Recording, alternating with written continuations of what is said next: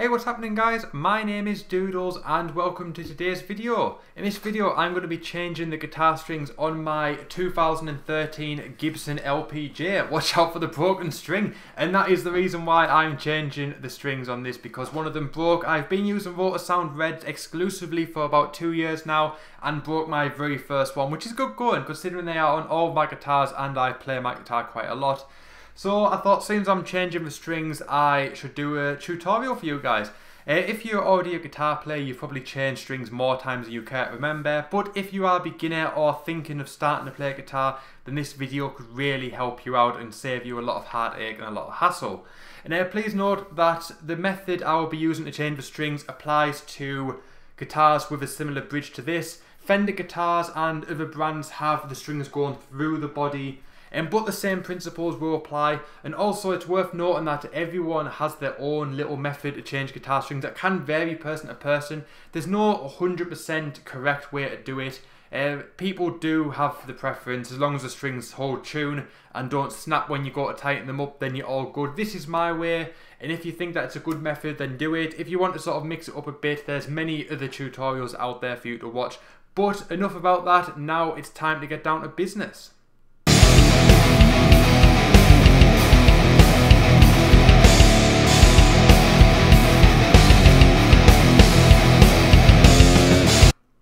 Right, so first things first, we need to detune all 6 strings. Turn them anti-clockwise or clockwise depending on the string, and depending on the type of headstock that you've got. And once you've done it, you don't have to get them too loose, just enough that a lot of the tension has disappeared from the string. As you can see, you should be able to lift it up a little bit, and it should be fairly loose. And then once you've done that, get your wire cutters and cut the string sort of in about the middle of the string length, like so. And now what we need to do is just take the string out of the tuning peg, like so. And then now we can just get rid of it.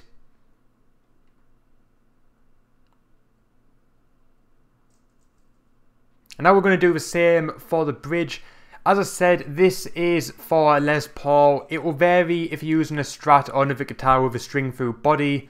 And same again, we're just going to throw them away. Once you've done it all, hoy them in the bin and we are good to go. So right now, this is a perfect time to clean up your guitar. As you can see on mine, there's a lot of dust and dirt from hours and hours of playing.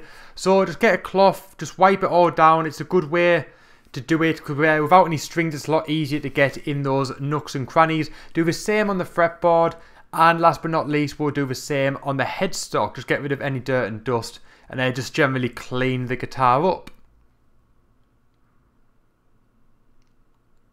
Now, one thing a lot of string changing videos don't tell you to do is to use lemon oil and clean up your fretboard. It's a good way to condition your fretboard and just maintain it and just do some general guitar maintenance. But please be warned, do not do this on a maple fretboard, as it will damage the wood. Only do this on rosewood and ebony fretboards. Now, there's no reason at all why you shouldn't have this. I saw some the other day for £3 on Amazon, the same stuff I believe. So there's no reason why you shouldn't go out and buy it. But all you basically do is apply a small bit to a cloth. You don't need much at all. And then just evenly apply it across the frets.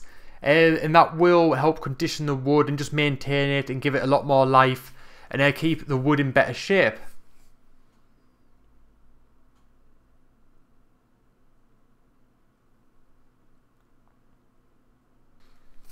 And then once you've done that, all you've got to do is put the lid back on the bottle and put it in a safe place.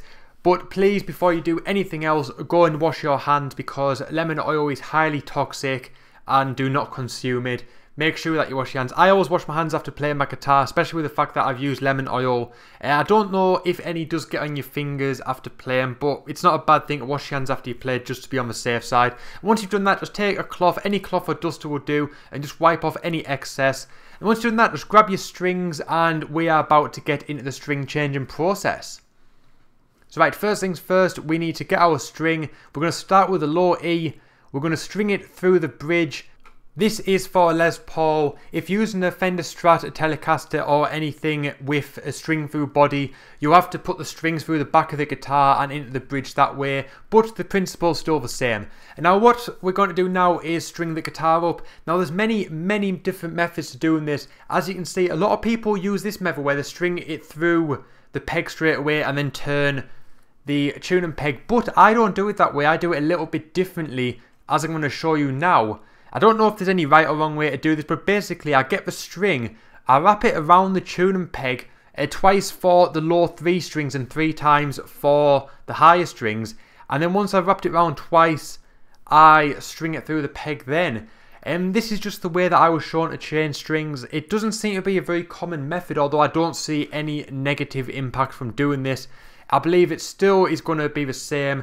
The strings last exactly the same amount of time. I find that it potentially holds tune a little bit better, but that's just from what I've experienced. Whichever way you want to do it is perfectly fine, whether you want to just string it straight through the peg and then tune, or whether you want to wrap it round, it's entirely up to you. But once you've tuned it up, basically do it for all 6 strings, and then we're going to clip off the excess.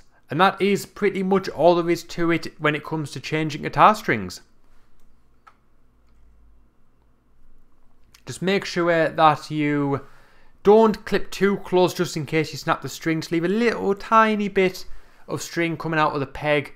Just do it for all 6, and then we're going to move on to stretching our strings in and getting back to rocking out. Right, and now we've come towards the end of the string changing process, and what we need to do now is to just stretch the strings in so they don't fall out of tune when we're playing it. And what I do is I plug my guitar into any tuner, whether it's a pedal tuner, a handheld tuner, or one built into your amp. Tune it up to whichever tuning you desire. I've tuned mine up to standard, and it should be moderately in tune now. I've got my Fender Mustang amp here just so you can hear it.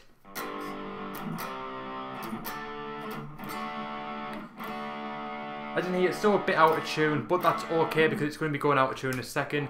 So what you want to do now is pull your string up, not too hard that you could break it, just enough that you're going to cause it to go out of tune, and stretch it. You're basically doing as it says in the tin, you are stretching your strings. So you want to stretch the string up. Like I said, don't do it enough to snap it, just enough that it will cause it to fall out of tune if it's not stretched in. So once you've done that, it should be out of tune if they're not stretched in. I'm just going to see what mine are like now. So right now my string has dropped, my low E string has dropped down to a D sharp. So I'm going to start changing these back up now. That one's G sharp. So as you can see, it still needs a bit of stretching in. So once I've done that, my strings will be back in standard tuning. And basically what I'm going to do is repeat the process again until it doesn't really go out of tune anymore, and it seems to hold its tuning well. Once that's the case, that means your guitar strings are pretty much stretched in. Although what I suggest doing afterwards is just playing around with it for 5 or 10 minutes or so. Do a lot of bends, do some vibratos, maybe do some really fast picking, sort of a lot of stuff that will give your strings a bit of wear to them. And that should, if it's still not 100% stretched in, that should help it stretching that a little bit further. So you might notice in your first 5-10 minutes that when you do a bend, your string might go out of tune a bit. That's okay, just tune it back up and then you're good to go. And eventually, after 5 or 10 minutes of playing, you'll notice that when you bend up and release the note, it will be exactly the note that it should be, and it will no longer be out of tune, and that means your guitar strings are fully stretched in. So on that note, that brings us to the end of the string changing process. I hope this has helped you guys if you are new to playing guitar and you've never changed your strings before, or if you've already played guitar and you just wanted a new way to change strings, or you want to see how other people did it. This is how I do it. I've seen many different methods on how to change strings, but this one works for me. It seems to hold the tuning fine. They don't break any quicker than they should. It seems to be perfect for me, and this is the way I do it. So that brings an end to the video. So thanks for watching. I hope you guys have enjoyed it. I've been Doodles. You have been fantastic. And until next time, guys, bye for now.